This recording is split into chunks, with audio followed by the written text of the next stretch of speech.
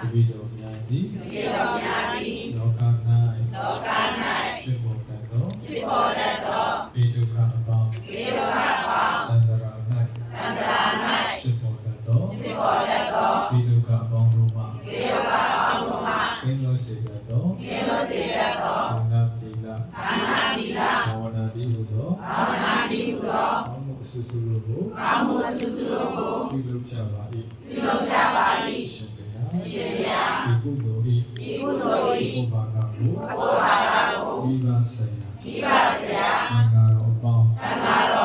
ကာယကတယိကမအပေါင်းနတ်ပေါင်းနဲ့တကွာတတဝါပေါင်းတို့အားအမြတ်ပေးဝေပါ၏အထူးသဖြင့်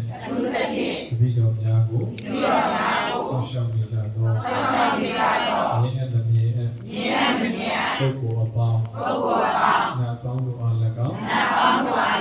30ဘုံနန္ဒစัจ java လာ၌နေထိုင်ကြသောနန္ဒတတဝါနတ်ပြမပေါင်းတို့အား၎င်းဤကြောင့်တိုက်ကိုဆောက်ရှောက်နေကြသောမြင်အပ်မမြင်ပုဂ္ဂိုလ်အပေါင်းနတ်ပေါင်းတို့အား၎င်းအမြပေးဝေပါ၏အလုံးသောတတဝါနန္ဒတို့သည်